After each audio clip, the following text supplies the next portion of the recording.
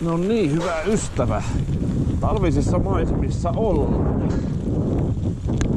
Lämpimästi tervetuloa Tapio T:n kyytiin.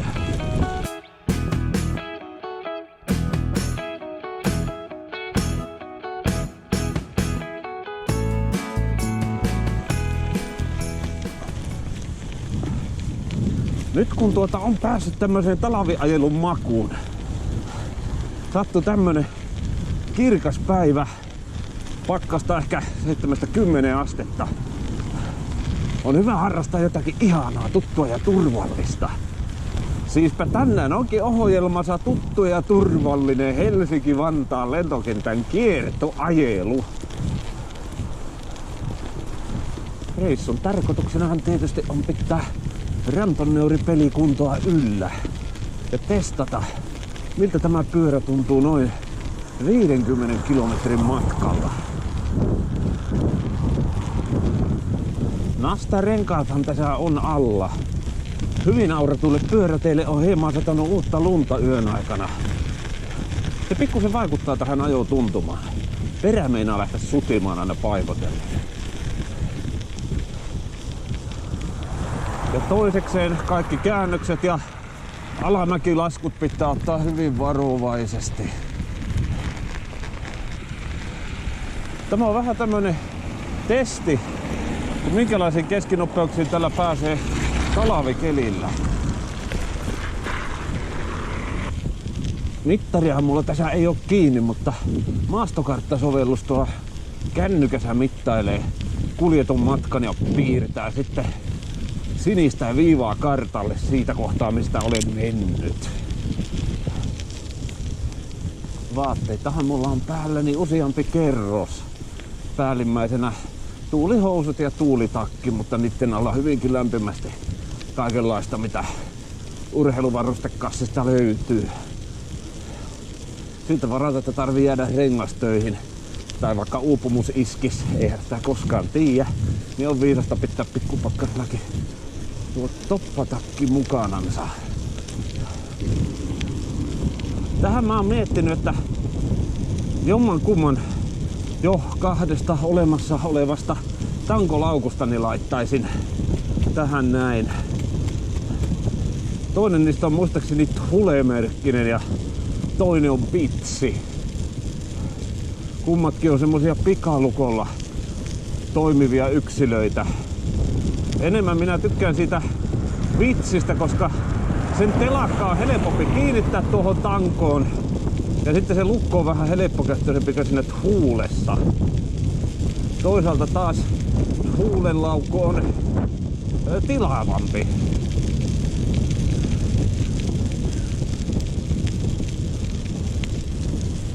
Täydellistä laukkuahan nyt ei saa mistään, mutta sanotaan, että molemmat toimii.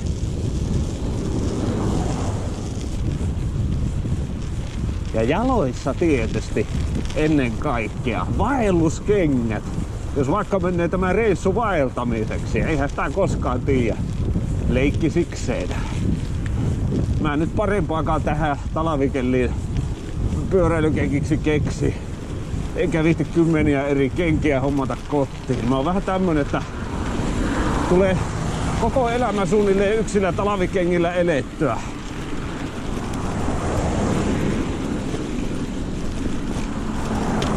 Täysin oudot kengäthän nämä ei oo. On nämä jalassa tullut nimittäin reitti 2-tonninenkin polokastua.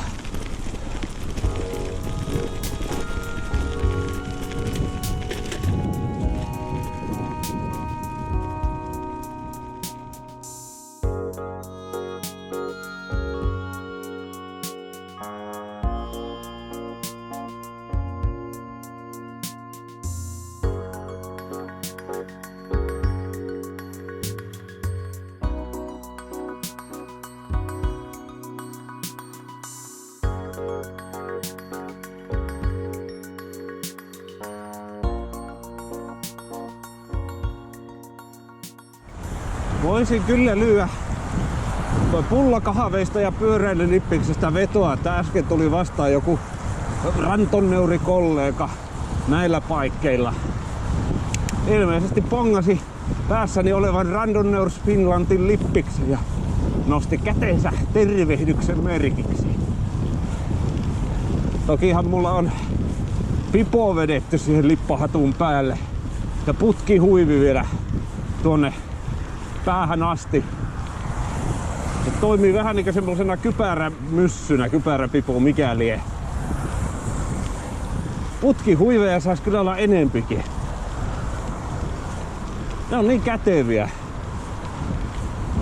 Miksei niistä vaikka taittelis telttaa tai riippumattoakin, kun sille päälle sattuisi. Se on mukava, kun on joku lenkki, jonka osaa vaikka silmät kiinni ja takaperin.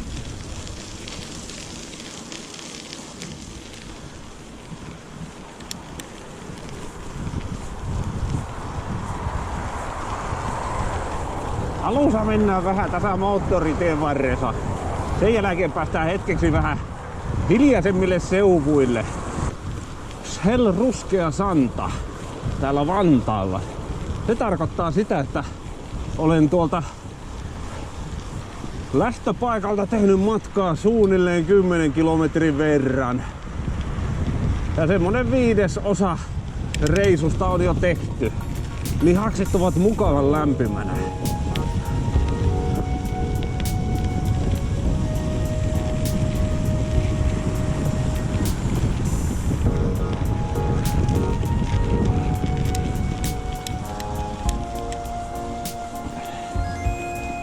Tässä välittömästi Ruskea Santan Shellin jälkeen sitten on tämmönen vähän terävämpi nousu.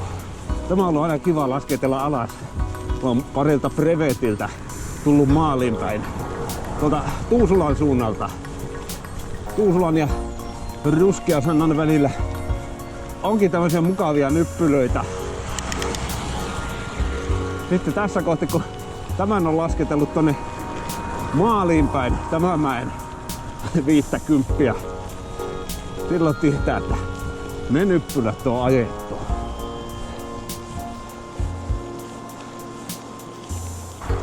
Kyllä tässä on, tiettäkö hyvät ihmiset, puolensa, että vaihteita saa vaihdeltua etusormilla ja peukaloilla. Nostamatta käsiään pois tästä tangolta.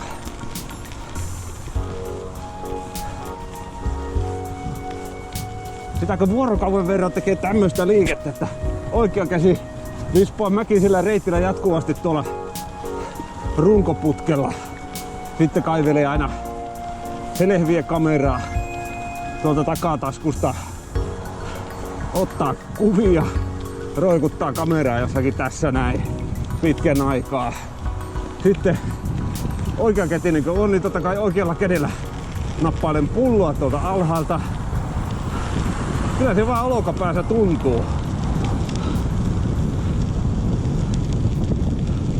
Vaan mitä sitä ei lempiharrasteensa eteen tekisi. Näistä vanhan Tuusulantien nyppylöistä tulee etäisesti mieleen lämpimät muistot viime kesältä. Nimittäin kantatie 75 osuus Siilinjärveltä Nurmekseen. Vaikka siinä oli kapea piennar, mä tykkäsin ajella siinä.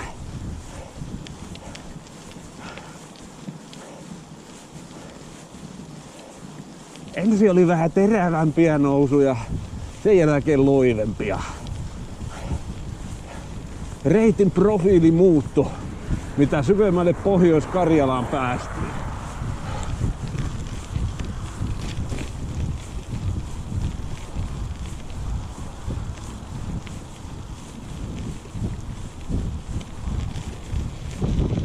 Kohta alkaa olemaan 14 kilsaa taulustossa. Saavutaan tänne Ruotsinkylän risteykseen, josta muuten käännytään mihinpä muuallekaan kuin Ruotsinkylään.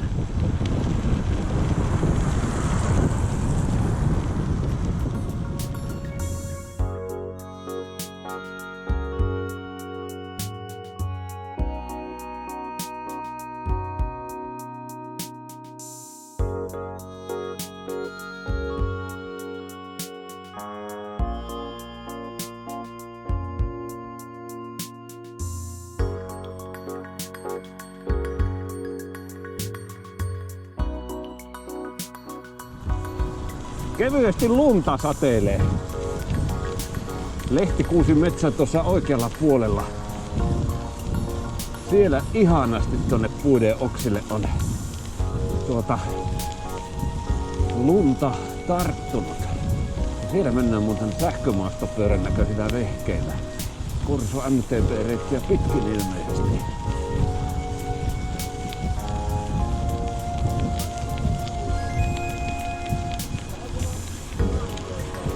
Jännästi näytti osa pyöristä etenevän kahvasta vääntämällä.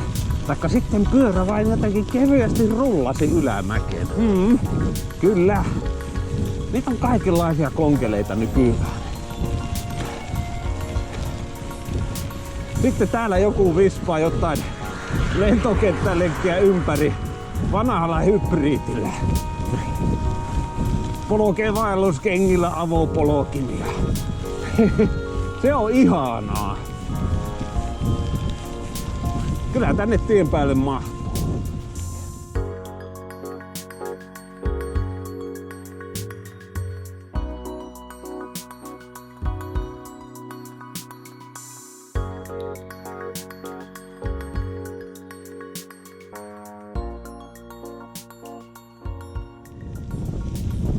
Sitten onkin luvassa vanha tuttu nyppylä, jossa sinkulalla saa aina tahkota jalkansa kipiäksi.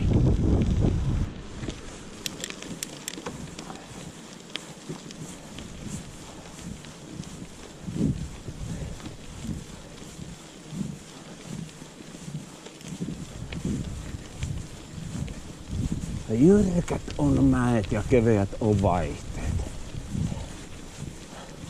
Tukeva ote kahavoilta ja jalat töihin. Talaven ihmemaa, Winterwonderlandi.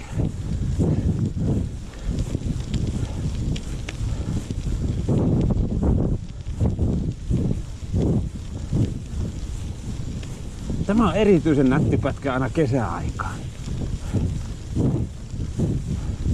Koivut on semmoisessa paksussa lehdessä, silmän kantamattomia.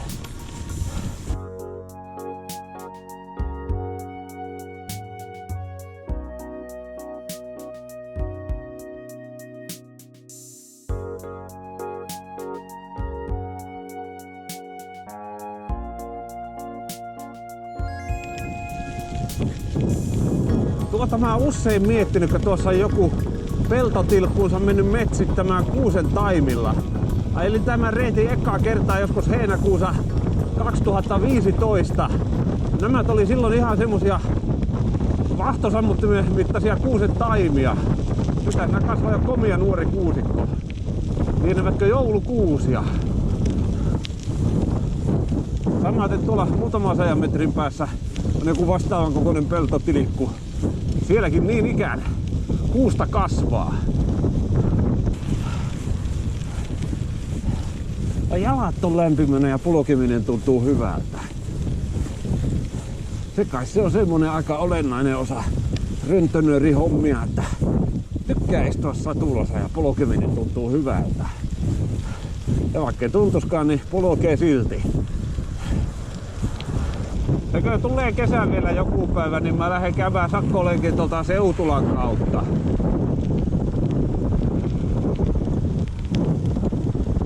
Mutta tänään jätetään vielä Seutula väliin ja koukataan tätä kautta. Tai ei mitään koukata, kun ei suorita reittiä kotiin itse asiassa.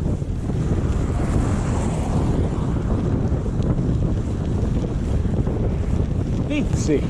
Mä oikeastaan tykkään tästä, että saa tämmöstä jäistä viimaa vasten kasvoja.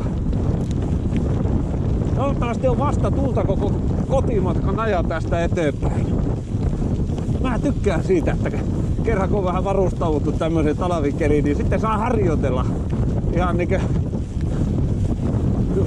koko rahan edestä, vaikka mä tästä mitään maksakaan.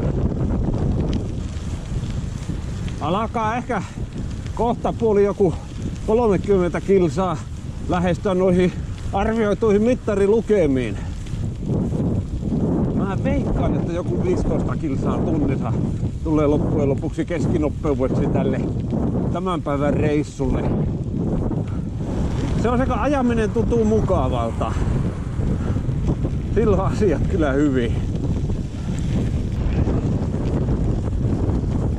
Nyt on ehkä vastatuuli kovimmillaan. Ja aika ankarasti tuo lumisade piiskaa silmille. Se olisi pitänyt ottaa ne suojalasit. Kevyt kämmihän tuo on. Kyllä mä tätä selviä, mutta muistaa paha ensi kerralla. Aina jos brevetille lähtee, mulla on tapana kirjoitella vähän checklistejä siinä aikaisemmin. Että sitten saa sen kanssa katsella, että kaikki tarpeellinen kalustus on tien päällä mukana. Lyhyesti sanottuna, pyörä tuntui hyvältä myös ulkokäytössä. 47 kilometrin matka taittu noin 17 kilometriä tunnissa keskinopeudella. Ja kesäkelissä tämä sama lenkki menisi varmasti paljon nopeammin. Eli kyllä näillä vauheilla ja tällä pyörällä jo brevetin ajelis. Lentokenttälenkillähän on aina perinteenä pysähtyä tässä Vantaankosken kohdalla ottamaan vähän maisemakuvia Vantaankoskesta. GoProsta oli akku loppunut, joten kännykällä napsin viimeiset videoklipit. Tähän videon loppuun pistin vähän tunnelmapätkäksi parin vuoden takaista videokuvaa hieman keväisemmistä olosuhteista tuosta Hämeenlinnan väylän varrelta. Nyt, hyvä ystäväni, on aika sanoa kiitos, kun kahtoit tämän videon. Minä toivotan iloa sinun päivääsi ja me nähdään taas seuraavalla kerralla jossakin joskus. Kiitos kun olit mukana. Heippa!